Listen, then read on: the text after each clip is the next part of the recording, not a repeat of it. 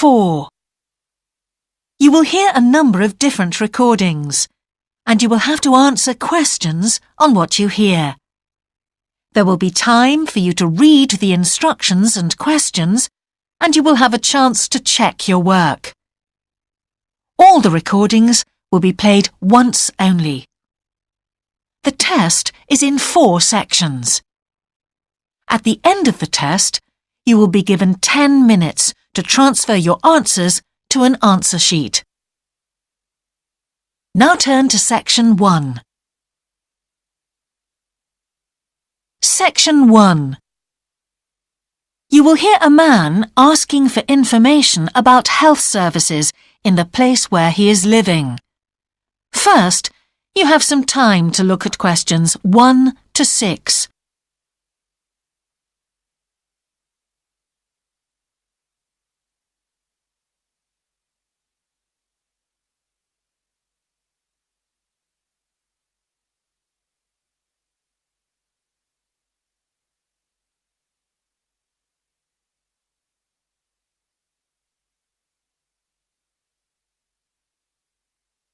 You will see that there is an example that has been done for you. On this occasion only, the conversation relating to this will be played first. Can I help you? Yes, I've just moved to this area with my wife and children, and I'd like to know where we can all register with a doctor at a health centre. Oh, OK. Well, there's Dr. Green at the Harvey Clinic. The woman says the doctor at the Harvey Clinic is called Dr. Green, so Green has been written in the space. Now we shall begin. You should answer the questions as you listen, because you will not hear the recording a second time. Listen carefully and answer questions 1 to 6. Can I help you? Yes, I've just moved to this area with my wife and children, and I'd like to know where we can all register with a doctor at a health centre. Oh, OK. Well, there's Dr. Green at the Harvey Clinic. We always recommend her for babies because she's very good with them and she runs a special clinic. Oh, actually, my youngest child is 5, so that wouldn't be any good for us. Right. Is there anywhere else I could try? Yes, the Eshcol Health Practice is the next one on my list. How do you spell that? Eshcol. And it's Dr. Fuller who has space on his list.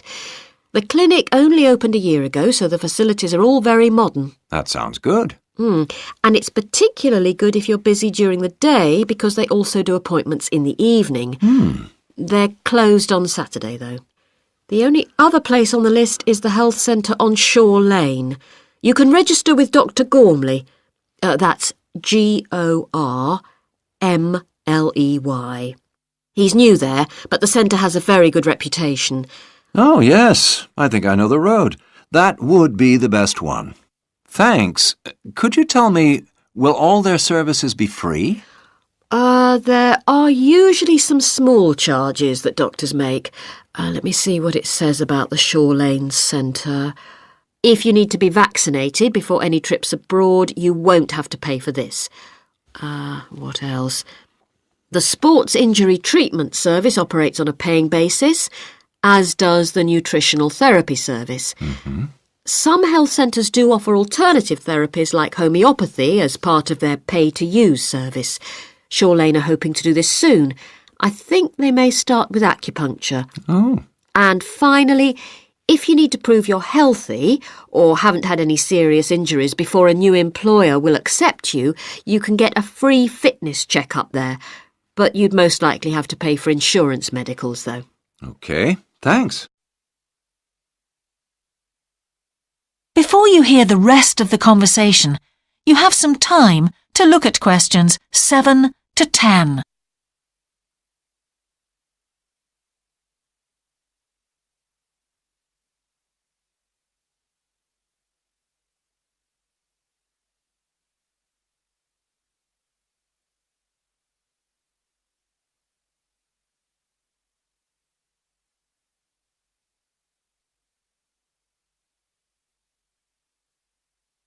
Now listen and answer questions 7 to 10. You might also be interested to know the centre is running a pilot scheme of talks for patients. I've got the list here. Actually, they look very interesting. What sort of things? Well, the first one's about giving up smoking. It's next week, the 25th of February at 7 p.m, and that's in room 4. It says the talk will stress the health benefits, particularly for people with asthma or heart disease. That sounds very interesting. There's also a talk for families with children. It's on healthy eating and takes place on the 1st of March at 5 o'clock. Will that be at the health centre? Actually, it's at the primary school on Shore Lane. I imagine they're inviting the parents of pupils there. It says here, all welcome. I might go to that if I have time. There's a couple of other talks. One giving advice about how to avoid injuries while doing exercise. It's on the 9th of March. Oh, it's a late afternoon talk at 4:30, and it'll be in room 6. It also says the talk is suitable for all ages. And finally, there's a talk called Stress Management, which is on the... That is the end of section 1. You now have half a minute to check your answers.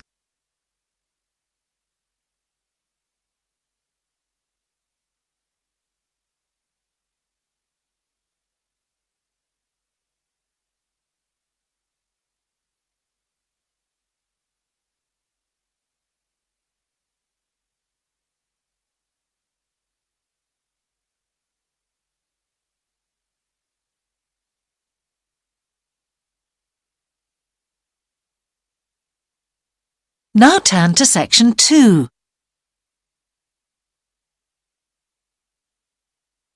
Section 2. You will hear a man who owns a holiday home talking on the phone to a woman who is staying there. First, you have some time to look at questions 11 to 13.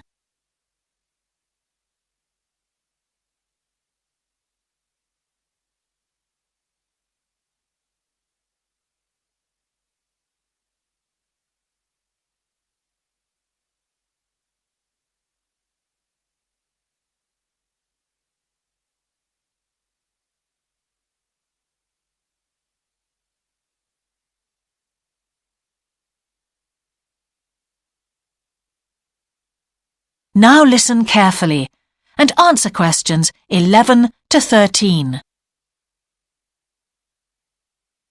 Hello? Hi, it's Laura Carlton here.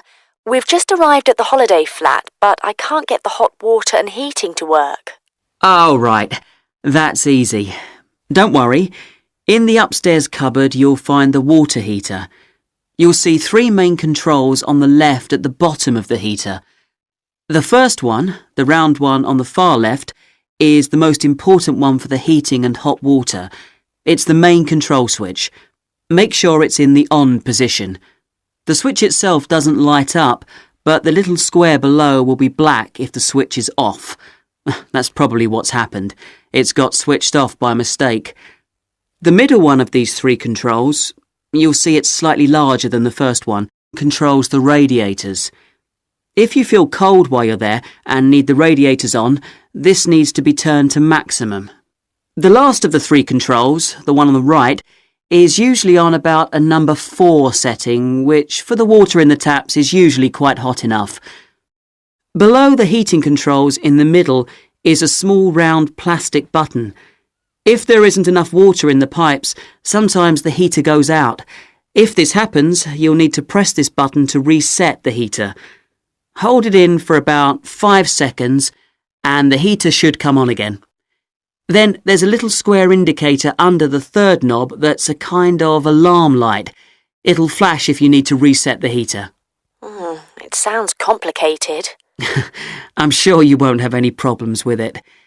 There should be some more instructions on the side of the heater. Call me back if you can't make it work. OK.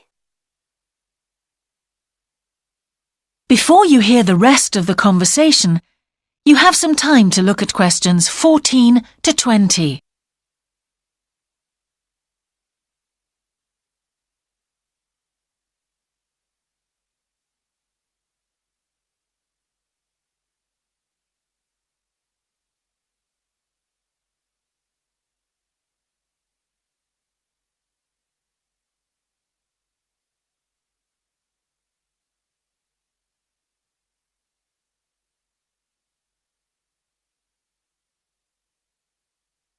Now listen and answer questions 14 to 20. While you're on the phone, we haven't managed to find a few things we need, like extra pillows for the beds and some washing powder. Is there any here? Pillows, yes. If you look in the cupboard, the large white one upstairs, to the left of the bathroom door, there should be 4 or 5 on the top shelf.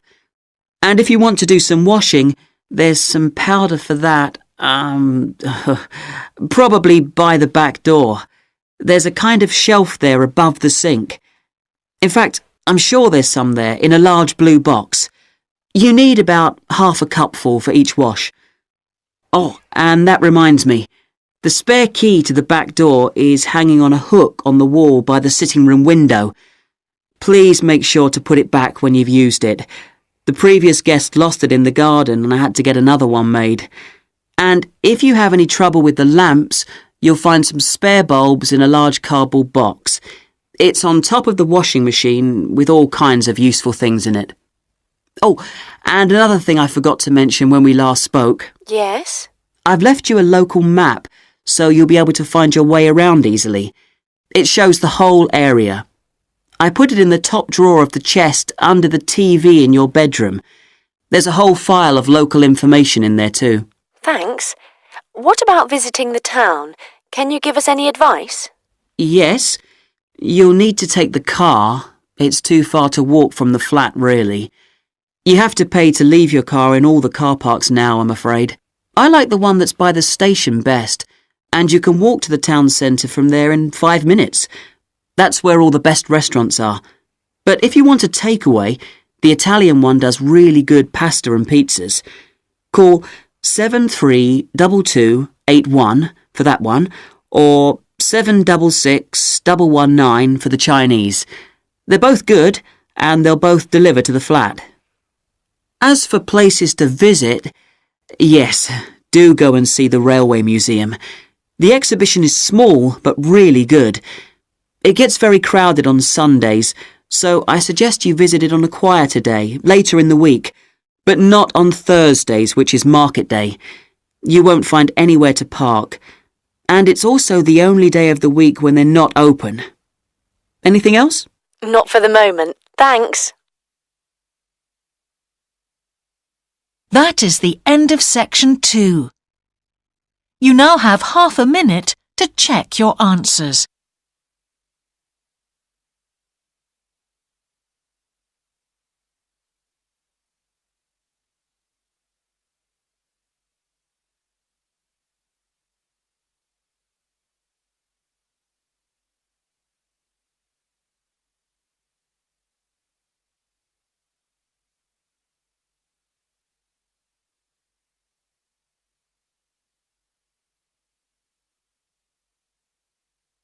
Now turn to section 3.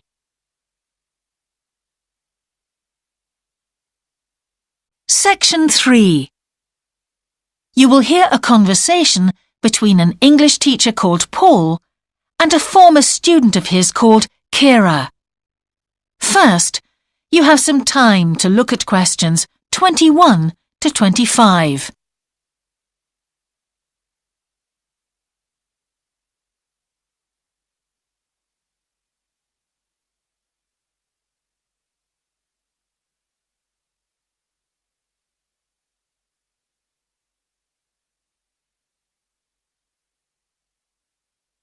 Now listen carefully and answer questions 21 to 25.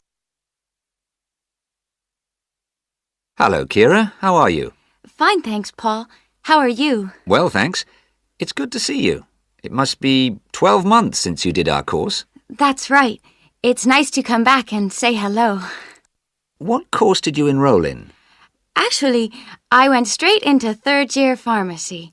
They credited me with 2 years, which probably made it more difficult for me. On the other hand, you were lucky to be granted credits. Is that why you chose the course? Yes, and as I'd already finished a course in it in my country, I thought it would be easier if I studied something I already knew. I didn't realize you went into third year. I thought you started in first year. No wonder it was so hard. And what do you think is one of the big differences between studying at a university here and studying in your country? Well, I found it very difficult to write assignments because I wasn't familiar with that aspect of the system here. The main problem is that the lectures expect you to be critical. That made me feel really terrible. I thought, how can I possibly do it? How can I comment on someone else's research when they probably spent 5 years doing it? I think a lot of people who come from overseas countries have similar problems. But after a while, it became easier for me. People expect you to have problems with the process of reading and writing, but in fact, it is more a question of altering your viewpoint towards academic study. How was the content of the lectures? Was it easy for you?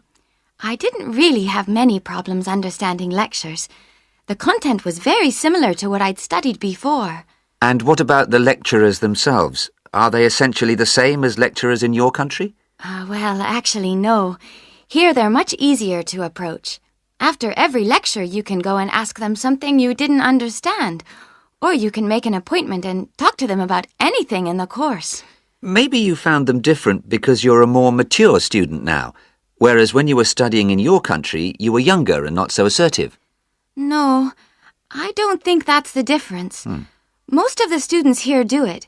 In my faculty, they all seem to make appointments, usually to talk about something in the course that's worrying them, but sometimes just about something that might really interest them, something they might want to specialize in. The lecturers must set aside certain times every week when they're available for students. That's good to hear. Before you hear the rest of the conversation, you have some time to look at questions 26 to 30.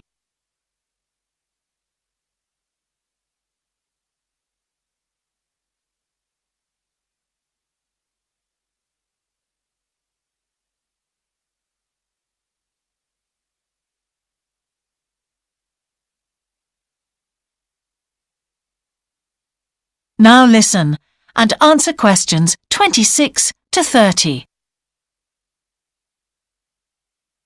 And how was your timetable? Was it a very busy year? Oh, very, very busy. They make you work very hard. Apart from lectures, we had practical sessions in a lot of subjects. We did these in small groups. I had to go and work 4 hours every week in a community pharmacy. Actually, I enjoyed this very much, meeting new people all the time. Then in second semester, we had to get experience in hospital dispensaries. So every second day we went to one of the big hospitals and worked there. And on top of all that, we had our assignments, which took me a lot of time. Oh, I nearly forgot. Between first and second semesters, we had to work full-time for 2 weeks in a hospital. That does sound a very heavy year. So, are you pleased now that you did it? Do you feel some sense of achievement? Yeah, I do feel much more confident, which I suppose is the most important thing. And have you got any recommendations for people who are studying from overseas? Well, I suppose they need very good English. It would be much better if they spent more time learning English before they enter the university, because you can be in big trouble if you don't understand what people are saying and you haven't got time to translate. Anything else? Well, as I said before, the biggest problem for me was lack of familiarity with the education system here. It sounds as if it was a real challenge. Congratulations, Kira. Thanks, Paul. That is the end of section 3. You now have half a minute to check your answers.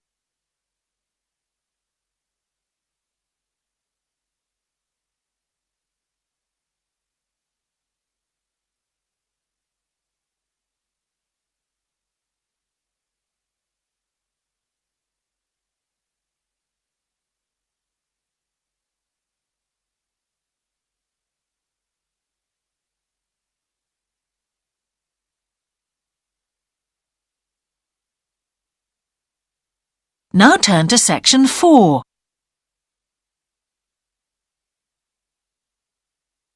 Section 4. You will hear a talk about a project on the wildlife found in city gardens in Britain. First, you have some time to look at questions 31 to 40.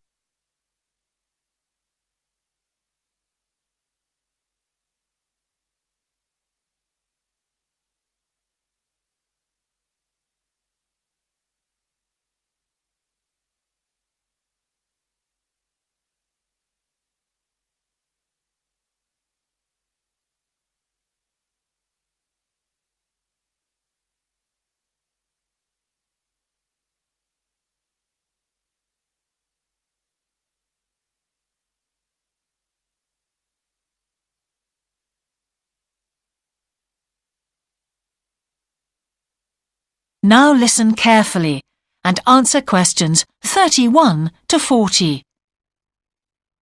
Good morning. Today I'd like to present the findings of our Year 2 project on wildlife found in gardens throughout our city. I'll start by saying something about the background to the project, then talk a little bit about our research techniques, and then indicate some of our interim findings. First of all, how did we choose our topic? Well, there are 4 of us in the group, and one day, while we were discussing a possible focus, 2 of the group mentioned that they had seen yet more sparrowhawks, one of Britain's most interesting birds of prey, in their own city centre gardens, and wondered why they were turning up in these gardens in great numbers. We were all very engaged by the idea of why wild animals would choose to inhabit a city garden. Why is it so popular with wildlife when the countryside itself is becoming less so? The first thing we did was to establish what proportion of the urban land is taken up by private gardens. We estimated that it was about 1/5, and this was endorsed by looking at large-scale usage maps in the town land survey office, 24% to be precise. Our own informal discussions with neighbors and friends led us to believe that many garden owners had interesting experiences to relate regarding wild animal sightings. So we decided to survey garden owners from different areas of the city. Just over 100 of them completed a survey once every 2 weeks for 12 months, ticking off species they had seen from a pro forma list, and adding the names of any rarer ones. Meanwhile, we were doing our own observations in selected gardens throughout the city. We deliberately chose smaller ones because they were by far the most typical in the city. The whole point of the project was to look at the norm, not the exception. Alongside this primary research on urban gardens, we were studying a lot of books about the decline of wild animals in the countryside and thinking of possible causes for this. So what did we find? Well, so much that I just won't have time to tell you about here. If you're interested in reading our more comprehensive findings, we've produced detailed graphic representations on the college website. And, of course, any of the group would be happy to talk to you about them. Just email us. What we've decided to present today is information about just 3 species because we felt these gave a good indication of the processes at work in rural and urban settings as a whole.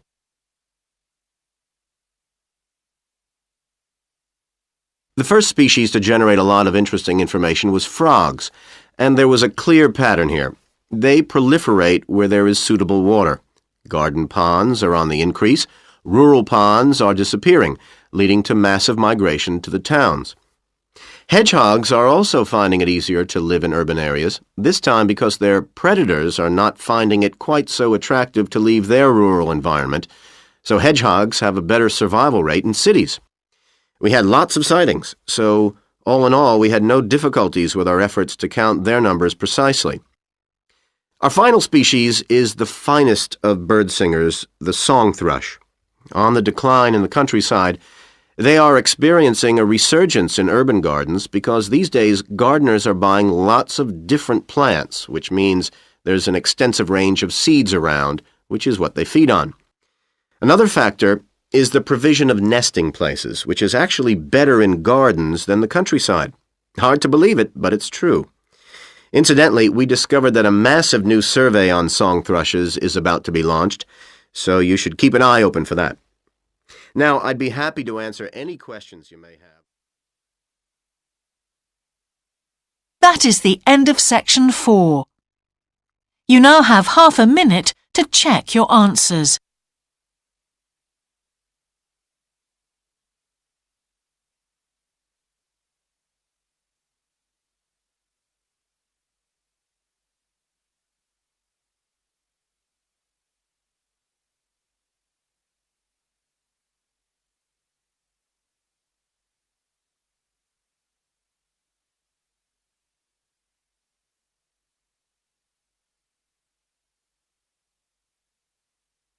That is the end of the listening test. In the Ielts test, you would now have 10 minutes to transfer your answers to the answer sheet.